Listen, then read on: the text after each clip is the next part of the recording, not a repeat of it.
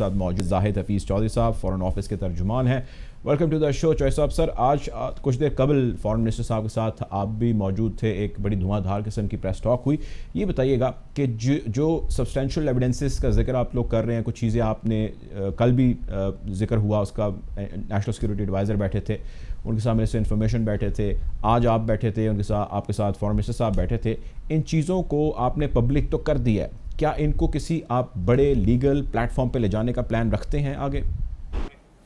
जी doctor साहब, it's a pleasure to be on your show. देखें, सबसे पहले तो मैं अफ़गानिस्तान की सूरत हाल के हवाले से, क्योंकि आपने बात की, तो मैं ये कहूँ कि हम इस वक्त अफ़गानिस्तान में जो तेज़ी से बिगड़ती हुई सूरत हाल है उसे बड़ा क्लोजली मॉनिटर कर रहे हैं। हमें तशवीश है वहाँ पर जो इस वक्त हालात हैं। उसके अलावा हमें इस चीज़ पर भी तशवीश है कि जो पीस प्रोसेस है वो आगे नहीं बढ़ा।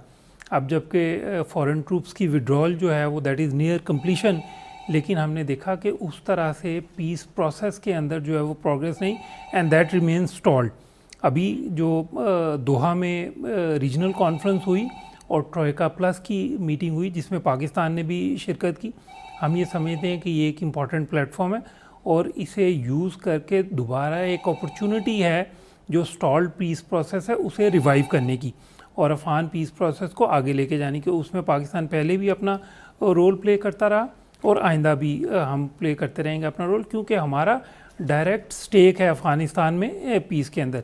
क्योंकि अफ़गानिस्तान में जो भी सिक्योरिटी की सूरत हाल है उसका एक डायरेक्ट इम्पैक्ट होता है पाकिस्तान की सिक्योरिटी सिचुएशन पे। फिर पाकिस्तान ने, आपके जिस तरह इल्म में है, we hosted over 4 million Afghan refugees, हमने 4 दहाइयों से जो होस्ट किया। अब हम ये समझते हैं कि अगर दोबारा सिक्योरिटी की सूरत हाल मज़ीद अबतर होती है अफ़गानिस्तान में तो उससे further influx of Afghan refugees हो सकता है पाकिस्तान में, जिसके हम मुतहम्मिल नहीं हो सकते। फिर पाकिस्तान की इस वक्त एक विज़न है जो इकनॉमिक ग्रोथ की, प्रॉस्पेरिटी की, ना सिर्फ अपने लिए बल्कि पूरे ख़िते के लिए और ख़िते की इकनॉमिक इंटीग्रेशन के लिए, कनेक्टिविटी के लिए। उसमें भी हम ये समझते हैं कि जब तक अफ़गानिस्तान में पीस नहीं होगा तो जितने भी ये इनिशिएटिव्स हैं उन्हें रियलाइज़ करना मुश्किल होगा। चाहे हम कैसा 1000 जो इलेक्ट्रिसिटी इंपोर्ट का प्रोजेक्ट है, या जो Tapia Turkmenistan Afghanistan Pakistan gas pipeline, या रोड कनेक्टिविटी की हम बात करें, रेल कनेक्टिविटी की बात करें, तो लेकिन देखें इस वक्त अनफॉर्चुनेट बात यह है कि इस पीस प्रोसेस के रास्ते में स्पॉयलर्स खड़े हुए हैं।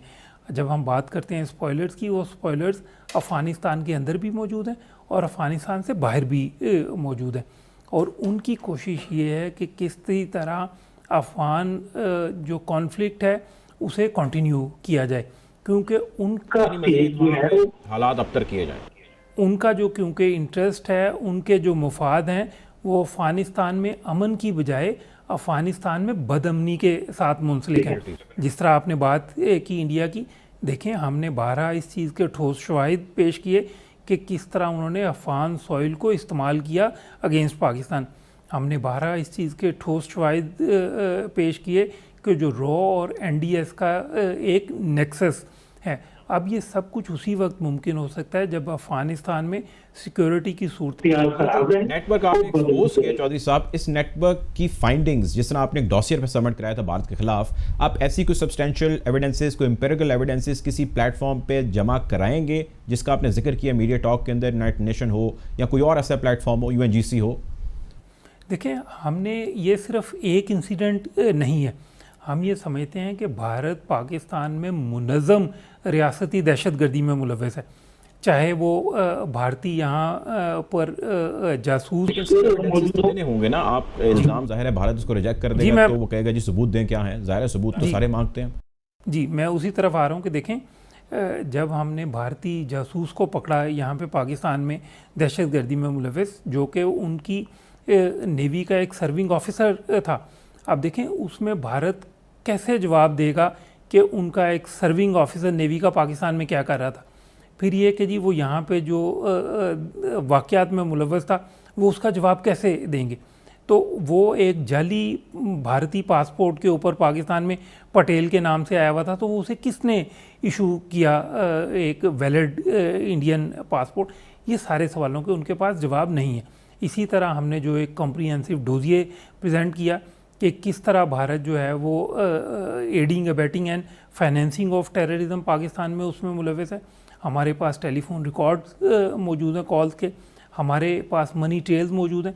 फिर रिसेंटली जो लाहौर में एक जोहर टाउन में दहशतगर्दी का वाक़या हुआ, हमारे पास उसकी पूरी टेलीफोन रिकॉर्डिंग्स मौजूद हैं कि जिस तरह हिदायत दी गई उसे पूरा केस को हैंडल किया गया। हमारे पास पूरी उसकी मनी ट्रेल मौजूद है कि किस तरह पैसा भारत से चलता है और पाकिस्तान में दहशतगर्दी में इस्तेमाल होता है। अब ये वाक़या भी जो हुआ, जिस तरह आज फॉरेन मिनिस्टर साहब ने बड़ी डिटेल में बात की कि हमारे पास इस चीज़ के ठोस शवाहिद हैं जो रॉ और NDS का नेक्सस है, तो हम हर प्लेटफॉर्म के ऊपर इसे उठाएंगे, चाहे वो अक़वाम मुत्तहिदा के काउंटर टेररिज्म के मैकेनिज़म हो या जो भी अवेलेबल प्लेटफॉर्म है, हम भारत को एक्सपोज भी करते रहेंगे। लेकिन देखें पाकिस्तान और भारत की अप्रोच में फ़र्क क्या है। भारत में अगर कोई वाक़या होता है, भारत बग़ैर किसी तफ्तीश के, बग़ैर किसी तहकीक के इल्ज़ाम पाकिस्तान पर लगा देता है और बाद में उनके पास किसी किस्म का कोई सबूत मौजूद नहीं होता, क्योंकि वो भारत का एक मनफी प्रोपेगेंडा का हिस्सा है। उसकी निस्बत अगर पाकिस्तान को आप देखें तो हमारा एक इंतहाई ज़िम्मेदाराना आपको किरदार नज़र आएगा। हम इन्वेस्टिगेशन करने के बाद जब हमारे पास ठोस शवाहिद होते हैं फिर हम भारत की तरफ इशारा करते हैं, क्योंकि पाकिस्तान की पॉलिसी ये है कि हमने भारत के झूठ का जवाब। बिल्कुल ठीक है सर, आगे बढ़ते हैं। आपसे बहुत सारे सवालात करने हैं। आजकल हालात ही कुछ इस किस्म के पाकिस्तान के और अफगानिस्तान के, अमेरिका के, बाकी नेबरिंग कंट्रीज़ के।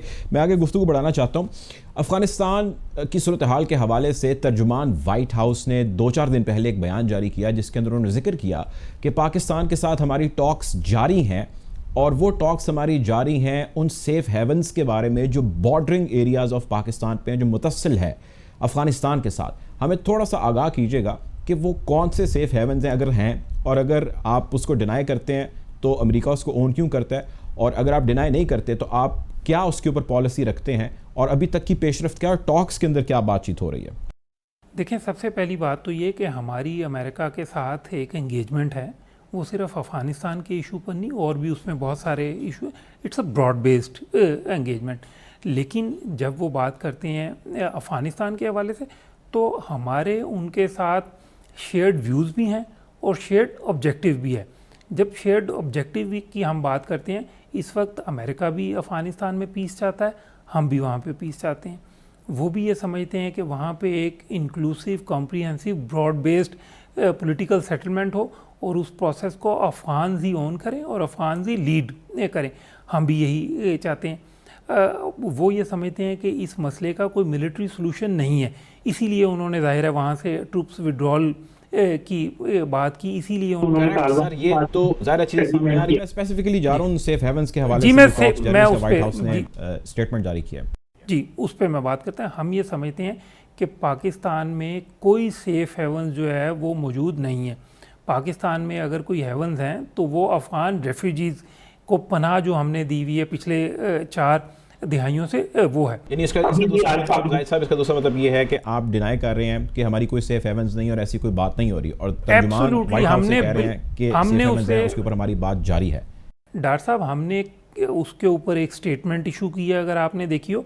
हम कैटेगोरिकली बिल्कुल कम्प्लीटली रिजेक्ट करते हैं इस किस्म की किसी भी एलिगेशन को। हम ये समझते हैं कि पाकिस्तान की ये पॉलिसी है कि हमने पाकिस्तान की सरजमीन को किसी भी दूसरे मुल्क के ख़िलाफ़ इस्तेमाल नहीं होने देना, इंक्लूडिंग अफ़गानिस्तान। लेकिन हम साथ ही ये एक्सपेक्ट करते हैं कि अफ़गानिस्तान की तरफ से भी यही रवैया होगा। और जहाँ तक उन्होंने बात की, देखें उन्होंने बात की है बॉर्डरिंग एरियाज़। तो यस, जो अफ़गान साइड है बॉर्डरिंग एरिया की, उन्हें उसकी सिक्योरिटी इंश्योर करना ये अफ़गान हुकूमत की ज़िम्मेदारी है। अगर उस साइड पर कोई भी हेवन्स हैं जिसे दहशतगर्द इस्तेमाल कर रहे हैं या कर सकते हैं, तो ये अफ़गान हुकूमत के ऊपर ज़िम्मेदारी आयद होती है कि वो अपनी side of the border security को इंश्योर करें। हमारी साइड पर हमने बिल्कुल क्लियरली ये बात की है कि कोई सेफ हेवन हमारी साइड पर मौजूद नहीं है। ठीक है, आगे बढ़ते हैं सर। UNGC का इजलास आप जानते हैं कि कुछ दिन कबल हुआ, जिसमें पाकिस्तान को दरख्वास्त के बावजूद भी वेलकम नहीं किया गया, और हमारी तरफ से ये जवाब हुआ, या हमारा कहना ये था कि इसमें भारत ने बड़ा एक रोल प्ले किया है कि पाकिस्तान इसमें शामिल ना हो।